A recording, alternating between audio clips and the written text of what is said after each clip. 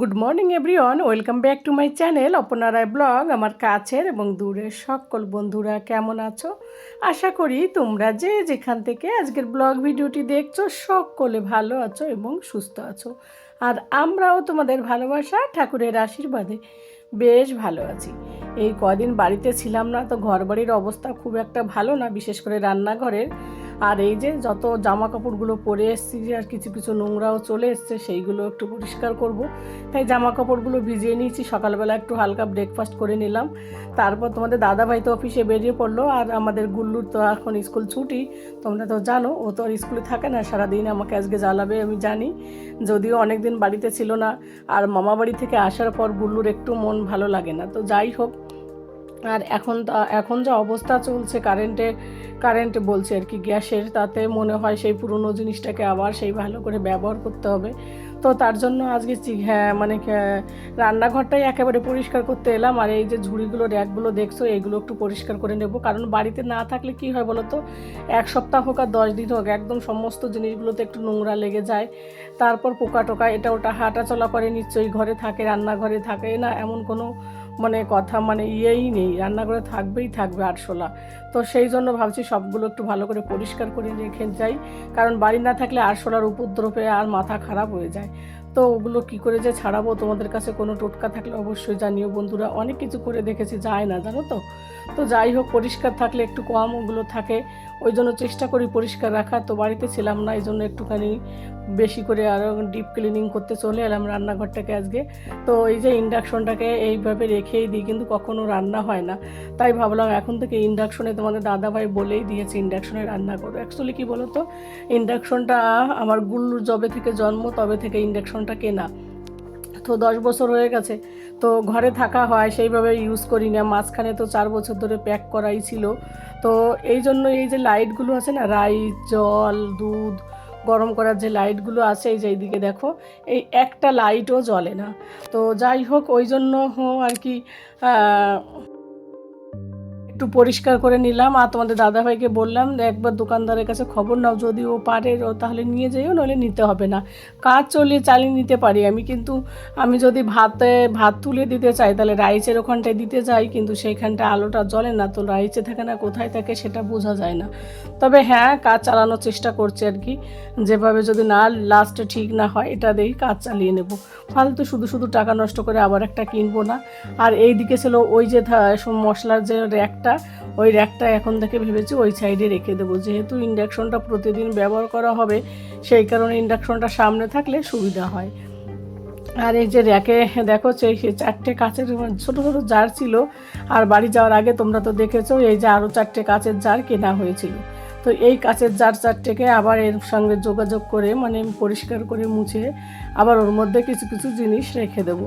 আর আমার এই স্বপ্নের কি বলো তো, স্বপ্নের কৌটো বলতে পারো, এই কাচের জারগুলো আমার এতটা ভালো লাগে।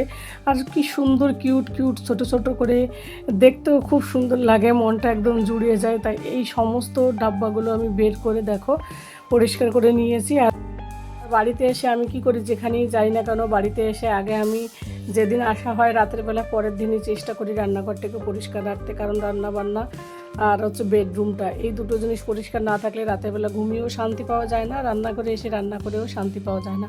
তাই রান্নাঘরে প্রত্যেকটা কোণা বেশ ভালো করে সব কিছু তুলে ভালো করে পরিষ্কার করে নিয়েছি। আর এই যে বোতলগুলো দেখছো, থার্মাস বোতলগুলো, যেগুলোতে জল গরম রাখা হয়, শীতের সময় প্রচুর ব্যবহার করা হয়। আর বাবুর স্কুলের জলের বোতলটা, এখন তো স্কুল ছুটি আছে তো, ওই কারণে ভেবেছি একটু আড়ালে রেখে দিই, সামনের দিকে থাকলে ছড়ানো ছিটানো দেখতেও ভালো লাগে না।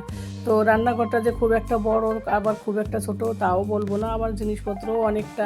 তো যাই হোক, এই যে র্যাকটাকেও আবার একটুখানি বেশ সুন্দর করে পরিষ্কার করে নিয়েছি। এই র্যাকগুলো না খুবই ভালো, তোমরাও চাইলে রান্না করে এগুলো ব্যবহার করতে পারো। স্টিলের ছোটো ছোটো র্যাক, আর খুব মজবুতও থাকে। তো আর ব্যবহার করতে বেশ ভালো হয়। সব সময় উপরের দিকে মশলা ব্যবহার করা একটা মুশকিলেরও ব্যাপার থাকে নিয়ে আসা, আর হাতের কাছে থাকে, আর দেখতেও বেশ ভালো লাগে। এই র্যাক তো অনেকগুলোই কিনেছি, তোমরা তো জানো, উপরে সমস্তগুলো সাজানো রয়েছে। তো যাই হোক, এবারে বাকি যে প্রথম যে চারটে জার ছিল সেইটা তো আগে থেকেই জমা ছিল। বাকি 4টে জারের মধ্যে এক এক করে এক একটা মশলা আমি ঢুকাবো। আমি এবার কি করি জানো তো, একটা জারে দেখা গেলো জিরে রেখে দিলাম, অন্য একটা জার দেখা গেলো ভালো লাগলো, সেটার মধ্যে আবার ওই জিরেটা ঢেলে আর একটা জারে রেখে দিলাম। তো এইভাবে করতে করতে রান্নাঘর গুছাতে এসে না আমার অনেকটা সময় লেগে যায়। আবার এদিকে রান্না করা, আবার এদিকে রান্না করা বলছি, এটা রান্নাঘর গুছানো, আবার এদিকে রান্না করারও একটু জোগাড় লাগাতে হবে। ভেবেছি টুকটাক করে গুছিয়ে নিয়ে এইটা র্যাকটাকে, তারপরে সাইডে রান্নাটাও শুরু করে দেবো। খুব একটা রান্না করব না, তবে হ্যাঁ ইন্ডাকশনে রান্না করব, সেটাও তোমাদের সঙ্গে শেয়ার করব। বন্ধুরা, ভিডিওটাকেও স্কিপ করো না, সবাই দেখতে থাকো। আর এই যে দেখো ছোটো ছোটো নতুন যে জারগুলোতে, সেইগুলোতে যে একটা তিল রেখেছি, একটা কাজু বাদাম রেখেছি, একটা এই যে কালো জিরে রেখেছি। কাজু বাদামের এমনিটা আমাদের বাড়িতে নর্মাল খাওয়ার জন্য আলাদা রেখে দিই, আবার মশলার জন্য আলাদা রেখে দিই। আবার তিলও তাই, সাদা তিল দিয়ে রান্না করলে মিক্সি গ্রাইন্ডারের তিল অথবা কাজু এইসবের মাঝে মাঝে রান্না করি, তখন ওইগুলো খেতে বেশ ভালো লাগে। তাই ওইগুলো রান্নাঘরের মশলার হিসেবেই ব্যবহার করার জন্য আলাদা করে নিয়ে আসি। আর খাওয়ার মধ্যে যদি রাখা হয় না, তাহলে কি হয়, কাজু হয়তো শেষ হয়ে যায়, রান্না যখন করব তখন পাওয়া যায় না, অথবা তিলও পাওয়া যায় না। তিলের লাড্ডু বানিয়ে যদিও আমি বেশিরভাগই খাওয়া হয় আমার। তো যাই হোক, আর এই যে কফির কৌটোটা এই বছর তোমাদের দাদাভাই পেয়েছিল, ওইটাতেই আমি জিরেগুলো রেখেছি। তো এই দেখো, ওইখান থেকে ঢেলে নিয়ে আবার এখানটায় রেখেছি, এই দুটো কাপে আর কি। উপরের এই যে যতগুলো রেখে জারগুলো না, কন্টেনারগুলো সবগুলো কিন্তু কাচের, তো একটাও প্লাস্টিক নয়। উপরে কাঁচ রেখে দেবো, আর এই যে চিলি ফ্লেক্সটা ভাবছি এখানটা রেখে দেবো, কিন্তু ওখানে যাচ্ছে না। তো যাই হোক, এবার বাকি এদিক ওদিক সেইগুলো নিচে রাখবো। নিচেও 4টে জার আছে, আরও কাঁচের জার, আচার কিনেছিলাম সেইগুলো। আর এই যে ডাব্বাটা তোমাদের দেখালাম, এগুলো তোমরা তো জানো সবাই আর কি, নর্মাল দোকানেও কফি কিনতে পাওয়া যায় যে কাঁচের জারগুলো না, সেই জারগুলোতেও কিন্তু আমি কখনো ফেলে দিই না। কাঁচের জার ছোট হলেও আমি ফেলি না, কেন কি কাঁচের জিনিসপত্র মশলা রাখলে ভালো হয়। প্লাস্টিক যত কম ব্যবহার করা হয় ততই ভালো। এই যে জারগুলো দেখাচ্ছি তোমাদের, এইগুলো আমি যখন আচার কিনেছিলাম এখানে মেলা থেকে, এই জারগুলো কিন্তু ভীষণ মোটা, ছোট কিন্তু ভীষণ মজবুত ভারী। তো ওই জারগুলো আমি কিন্তু ফেলিনি, ওইগুলোর মধ্যেও কিন্তু মশলা রেখে দিয়েছি। দেখো, তোমাদের সঙ্গে তো আমার একটুখানি দেখালাম। আমার কিন্তু পুরো এই র্যাকটা গোছানো কমপ্লিট হয়ে গেলো। এইটুকু একটা র্যাক, কিন্তু এর মধ্যে থেকে কত কিছু বের করে পরিষ্কার করে তোমাদের দেখালাম, নিশ্চয়ই তোমরা বুঝতে পারছো। আর এইদিকে আমার এইটাও পরিষ্কার, এই যে এই জিনিসটা এই যে উপর দিয়ে একটু উঠে গেছে, ওটা আর হচ্ছে না, জানো তো, অনেক দিন ধরে রয়েছে ঘরে ফেলানো না, এই কারণে ওরকমটা আরও বেশি হয়ে গেছে। তো যাই হোক, মশলার ডাব্বাগুলো সমস্তগুলো বেশ সুন্দর করে গুছিয়ে পরিষ্কার করে নিয়েছি।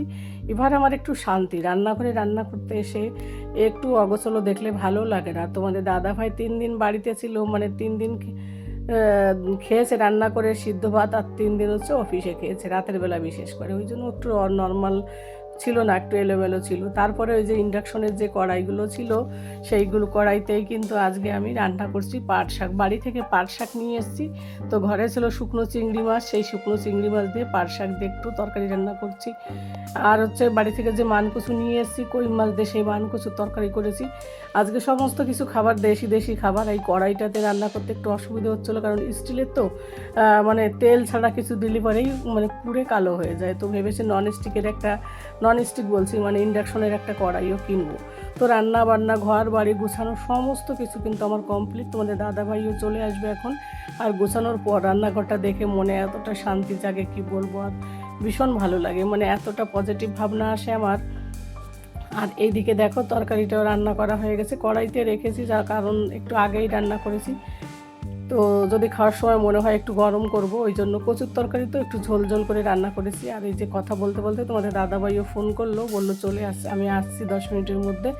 তো এখন আমি একটুখানি চান করে এসে তারপরে খেতে দেবো। আর এই যে একটা মাছ ভাজায় রেখেছি, কই মাছ, বাবু শোনার জন্য। ও তো ওই মাছের তরকারি খাবে না, কারণ ওটা ঝাল, আর পাট শাকটা একটু ঝাল কম দিয়ে রান্না করেছি, ওইটা ও খেয়ে নেবে। তো যাই হোক বন্ধুরা, আজকের আমার এই কিচেন